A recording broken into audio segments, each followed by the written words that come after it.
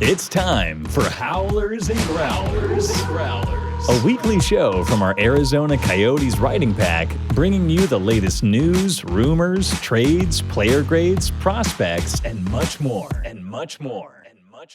From training camp to the playoffs, from draft day to the trade deadline, our team covers everything ice hockey in the hot desert.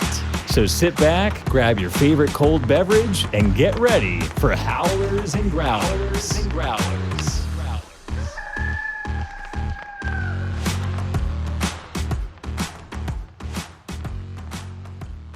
Welcome to Howlers and Growlers. I am your host, Pat Brown, and we are thrilled to have you join our show for another week. Joining me, as always, my Coyotes line mate at the Hockey Writers, Haynes Evans. Haynes, how you doing today? Doing well. I made it out of the mountain successfully this past weekend. Did not get eaten by a bear or a mountain lion, so I'm happy to be back and be here. Well, we are certainly also happy that you are back and you did not get eaten by a mountain lion, so that's good. And boy, am I thrilled to introduce one of the most revered hockey writers in all of the West, ladies and gentlemen. Coyotes beat writer for azcentral.com, or if you're old school, the Arizona Republic, and proud Oregon alum. Just all around great guy, Jose Romero. Jose, thanks so much for taking the time. How you doing? I am doing great. That introduction was far too kind. Nevertheless, thank you so much. Well, of course. So we have quite a bit to talk about. Our agenda skyrocketed about an hour and a half before we started recording. But first, priorities, people, priorities. In the spirit of the show, we're going to start off with beverage of choice, and with all the news coming out, may need one or two to get through the show. But I'll kick us off. I'm with an oldie but a goodie here. Uncle Bear's Brewery, local brew, Ocean Beach, West Coast style IPA. I'm looking forward to consuming this. Our guest of honor next, Jose, what you got? This is a Numa organic sport energy drink. Nice.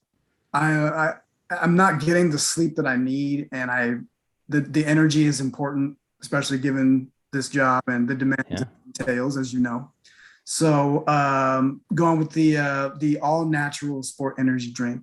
I love it. And Howlers and Growlers. Here we are. I love it, and you probably are going to need a few of those to get through the night, because I suspect you might have a thing or two to write tonight.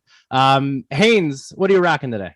I'm going back with the pineapple cider again. I'm going with another ace 2 weeks in a row. Had to rock it again, and I do have my girlfriend on standby. So if I really need a second one, I have standby ready for a second one. So you see someone come in, I just back up, bringing me in the second one.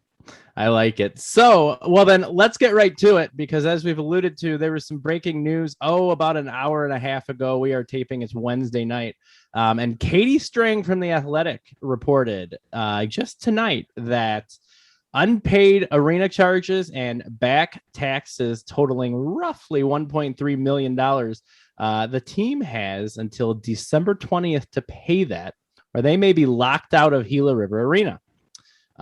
City Glendale manager Kevin Phelps sent a letter to team president and CEO Javier Gutierrez.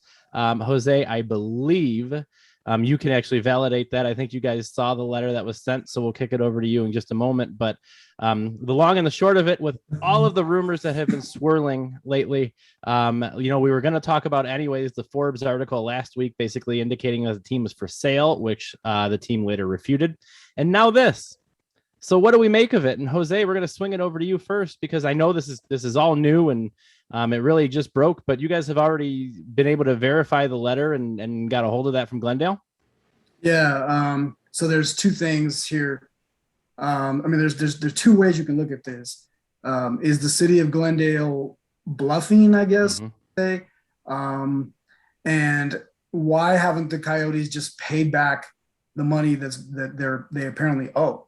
I guess those are the two big questions I had right away when I first saw this report from Katie and the Athletic. By the way, does an outstanding job in investigative reporting.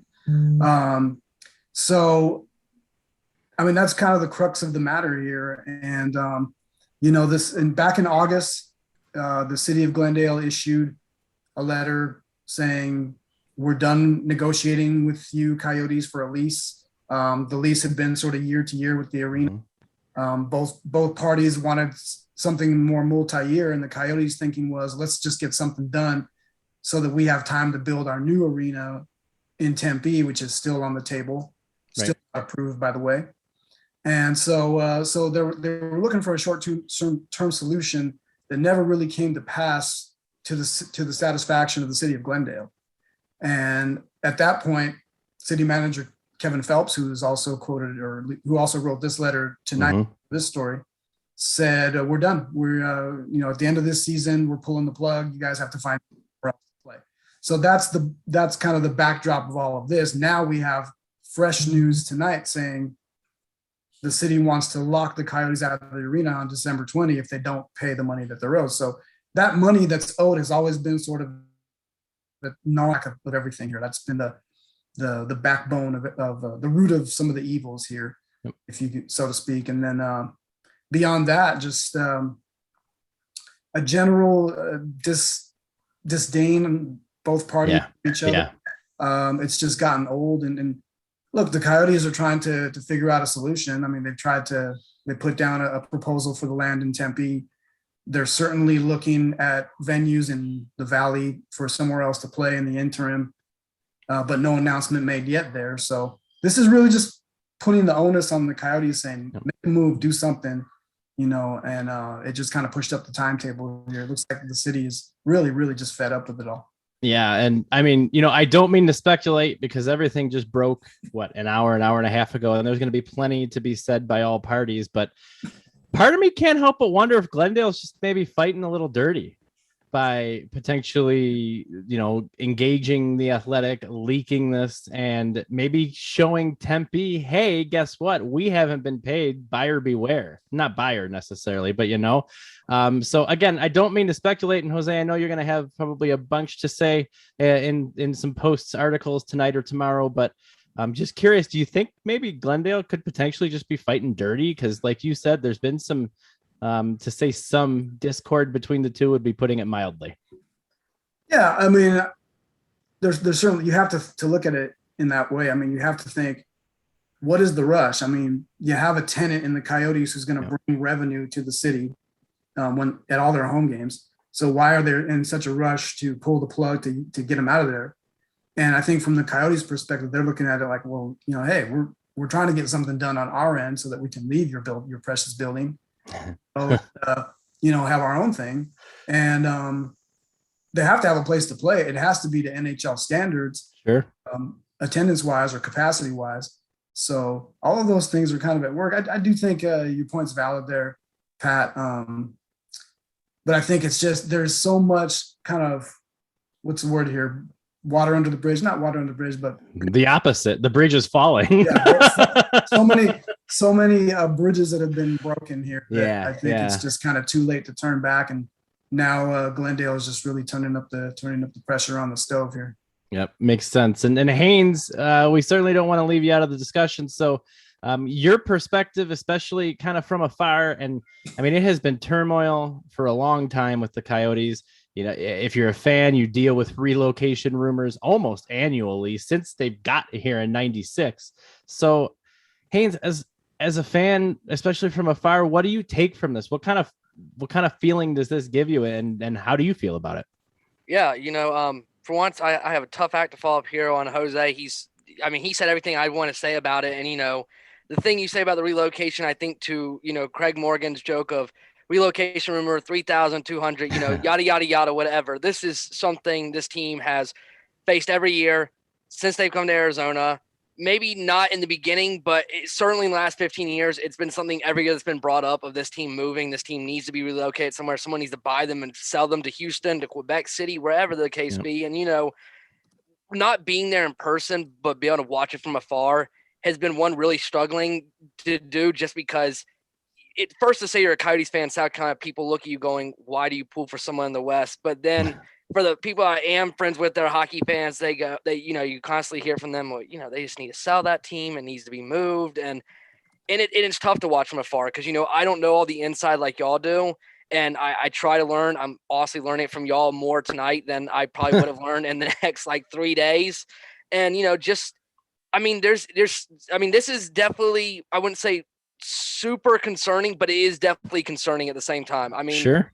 This team, as you know, had until the end of the season to kind of figure out something. And then, the whole relocation thing comes up, and then all of a sudden the pressure comes on the Coyotes to be like, this is not happening, but we're still don't have an announcement of what we're doing past the season. And now Glendale saying pretty much what Jose said, hey, we're bumping this up now. You better tell us what your move is now, or you better hope what's going to happen. You better pay us our bills if you owe us some money. And it's alarming. I mean, it's alarming. You would think if Morello having the money that he would, you would think if it really was just bill problem, he'd be paying it. But at the same time, like you said, Pat, the hope here is that Glendale's kind of playing a little dirty here. Yeah. But I mean, we don't know the full side of it. That's the one thing that's alarming is the relocation thing can be quick to be dispelled, but we have documentation here that this team owes money, and that's alarming because we don't know what the Coyote side of thinking is right now. Yep, absolutely. So, I mean, obviously, if you're watching at home, stay tuned. Be checking out whatever Jose has to say about it. I'm going to drop an article tomorrow morning about it as well. We'll see how it all kind of unfolds. The clock is ticking, right? We're talking. They got about 2 weeks to pay, and you got to think somebody with the stature of Alex Morello is not going to have an issue coming up with that. That's kind of been the reassurance all along. So we'll see, but stay tuned for more because this saga seems to be changing almost daily, certainly weekly. So good insight. Let's talk some hockey and not logistics, because at least for another 2 weeks, the Coyotes will be playing hockey. So something that even if they stop playing hockey, we won't be missing is scoring, because, man, they don't do a whole lot of that lately. The Coyotes have been outscored 16-4 in their last 3 games. You look at it, it's easy to see why. They're not generating always the shots on goals they want. They don't have the defense certainly that they want, but at the end of the day, it's alarming to see such a disparity in goals scored versus goals allowed. What do they need to do, Jose? Is there obviously there's no magic potion, and if you could come up with that, Andre Torini would be incredibly happy to hear that. But just in your best judgment with what you've seen, how can the Coyotes turn it around? What do they need to do to generate more offense? I think everybody, all the players anyway, are coming to the realization that this is who we are, right? Mm-hmm. We're a team that is not going to score a lot. And if we do, it's going to be very rare. And we're going to rely on our goaltending to get us through. We're going to try to score enough goals to keep ourselves in it, to steal a win, and then, have our goaltending take over the rest. So this is the Coyotes that I believe we will be seeing throughout this season.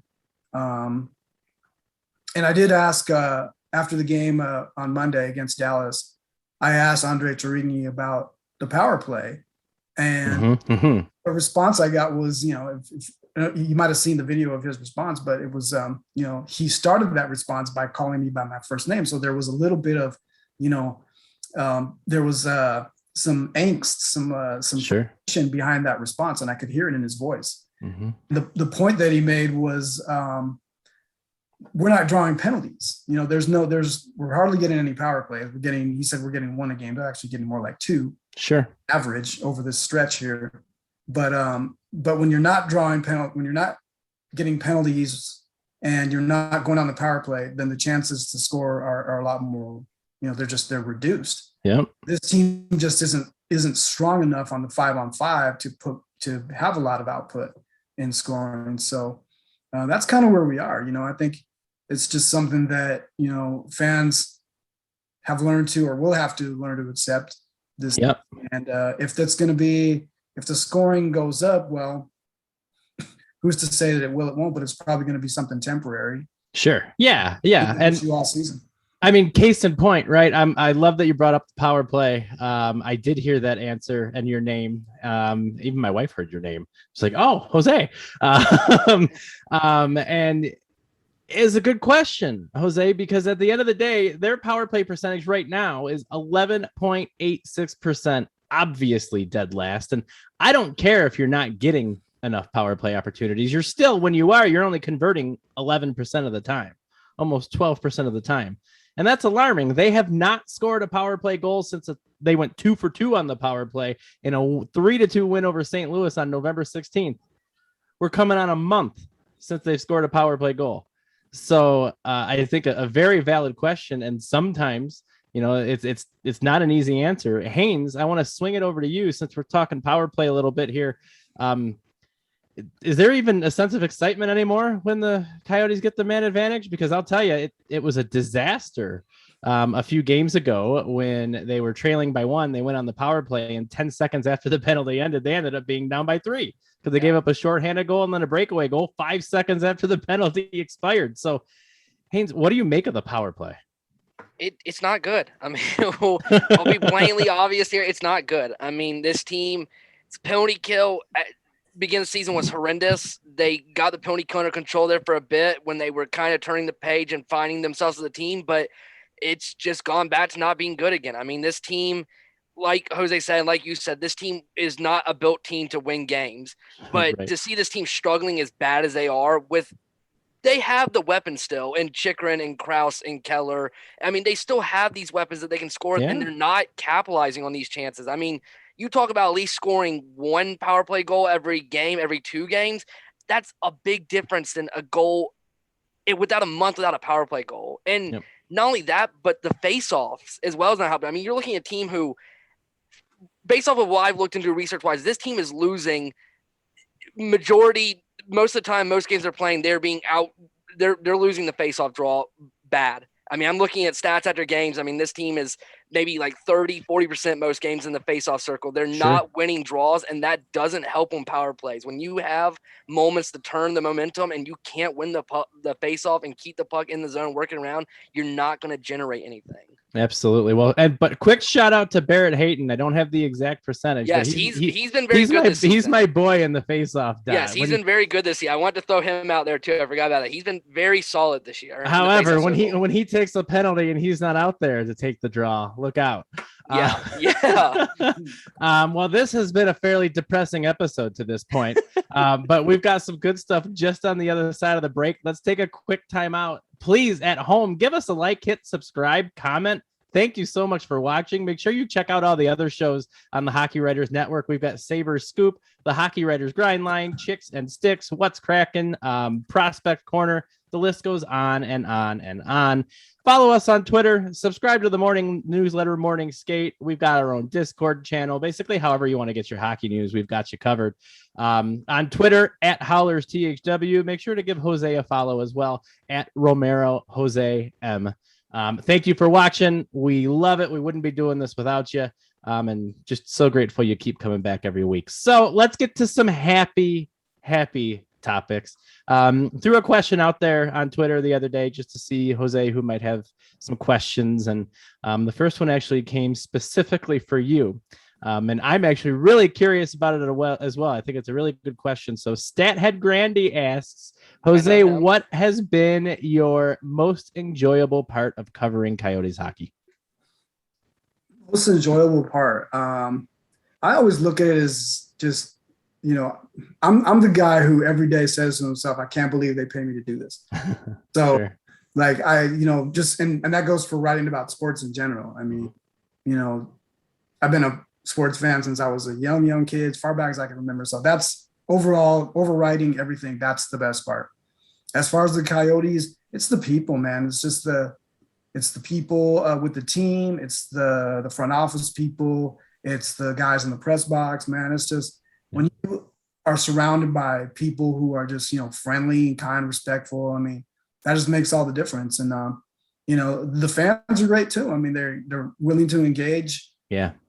In all honesty, we don't get a ton of readership at our newspaper for Coyotes coverage, but the people who care about this team, they care. It really, really matters, and that resonates, and that's important to me. And those are the best parts of it all. Just to know that there's people out there that this really matters to. So I'm trying to deliver.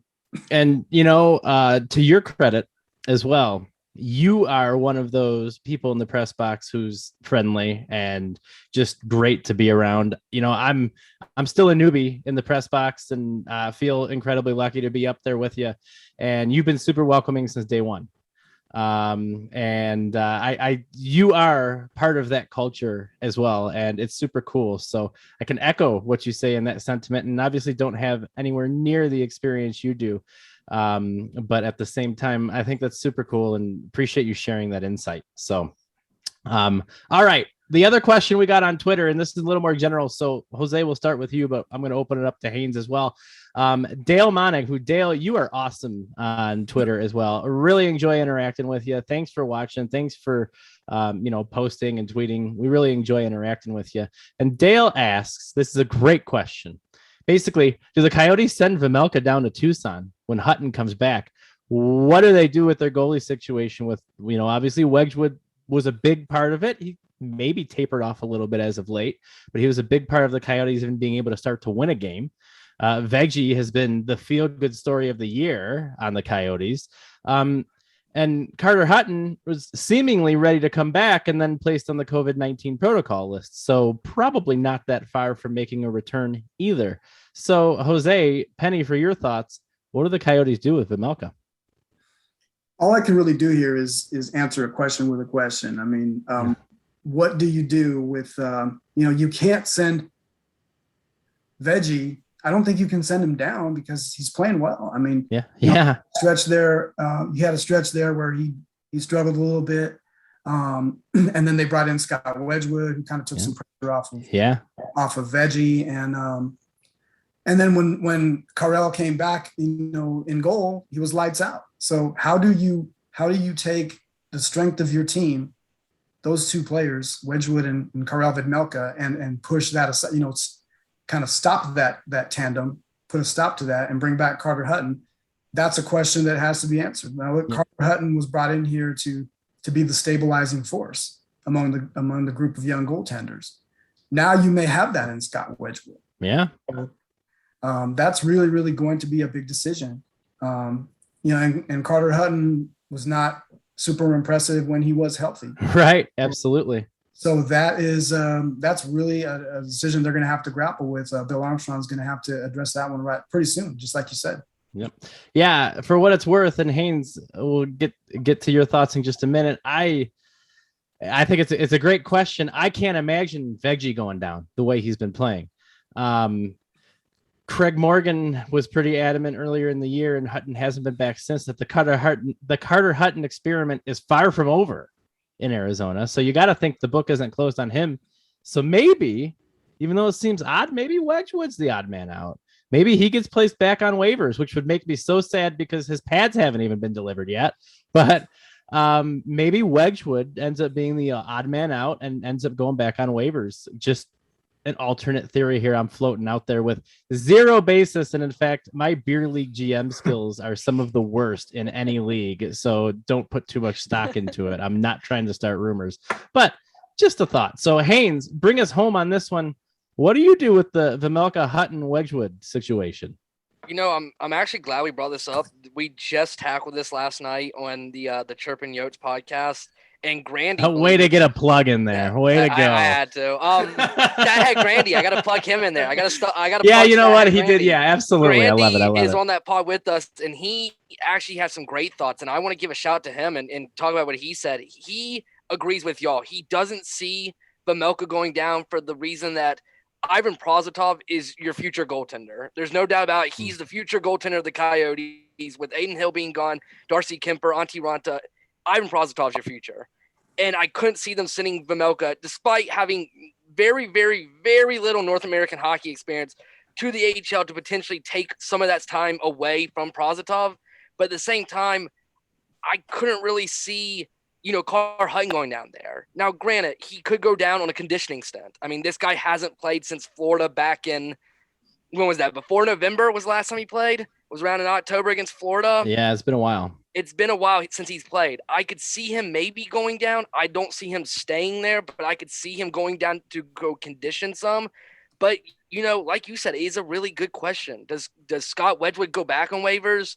Does Scott Wedgwood get sent down the HL if no one picks him up? I don't know what the thought process here is with the team. I would love to see Wedgwood and Vejmelka stay as the two goalies. But like you said, and like Torini said, and like Bill Armstrong said, the Carter Hutton experiment is not over in Arizona. And as much as I like Carter Hutton. I don't want to see the experiment in Arizona anymore. It's not been good games in the experiment with Carter Hutton so far. In his defense, it was a small sampling size with a team Yes, that didn't yet have its identity.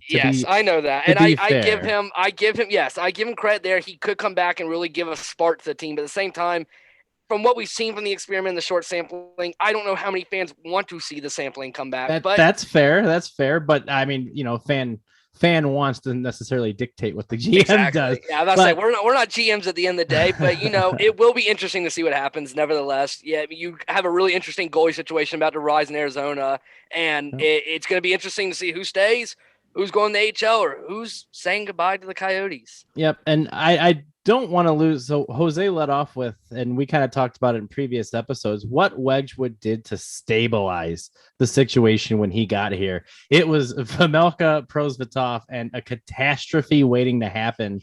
And Wedgwood came in and was at least able to stabilize things. So you hate to see him go packing as well with what he brought, but it's a business and you can't have 3 goalies on your NHL roster. So it'll be interesting to see what happens, but super good insight. Really appreciate the questions from Twitter. Keep them coming. Shoot us a comment down below. We'll talk about it next week as well, but really appreciate it. So we've got one more thing to talk about, and kind of a future looking thing, because that's what we have to talk about and look forward to these days.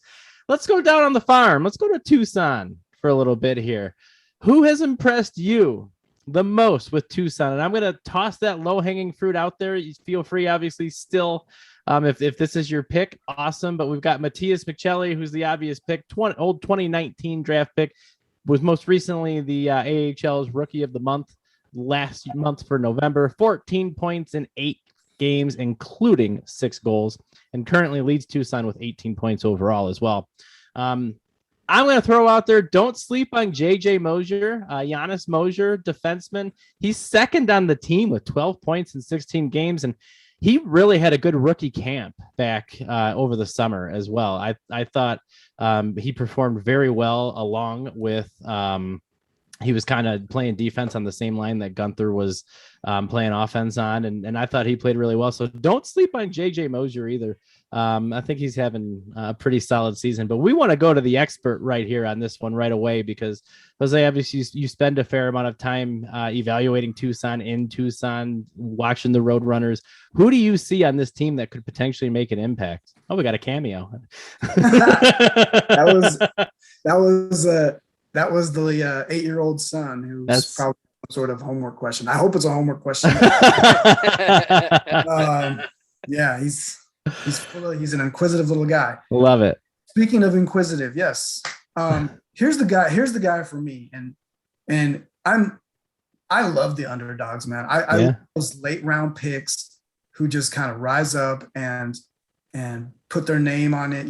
Put themselves out there, produce. Do some things that really catch people's eye. And the guy that has done that is Ben McCartney. Love it. Forward, winger, was great in the WHL.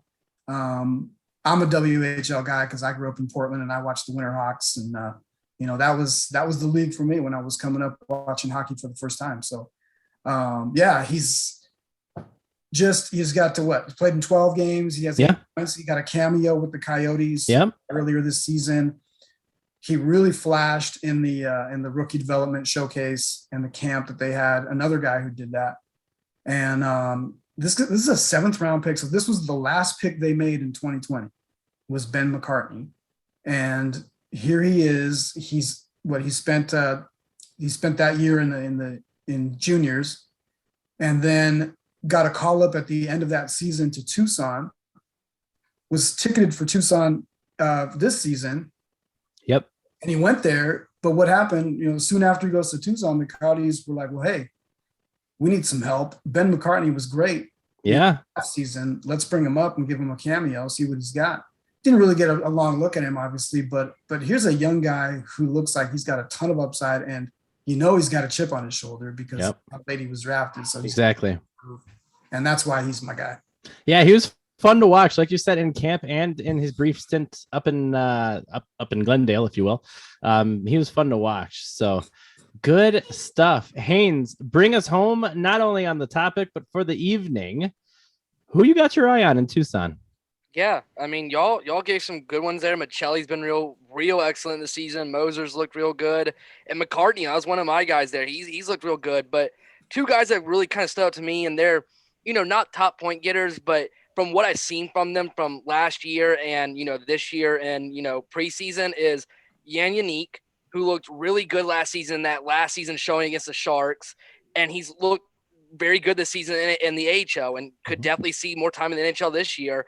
And another guy who I really wanted to make the team out preseason, and I've mentioned him before, is Boko Imama. I want to see Imama up in the NHL. I think he brings so many great qualities to this Coyotes team. He brings the physicality of Liam O'Brien. He brings the skill set of a big guy like Lawson Krause. I mean, this guy can make plays and he can make hits. I mean, this is a win-win situation, and the fact that the Coyotes haven't called him up yet blows my mind. Well, I like it. Good stuff. I love all the names you guys dropped. And again, Jose, we cannot thank you enough for coming on, for everything, for providing your expertise. If you guys at home aren't already, give Jose a follow at Romero Jose M on Twitter. That's our show. Don't forget to subscribe, like, comment, follow us on Twitter at Howlers THW. Thank you so much. And we will see you again next week. Cheers. Salud, amigos.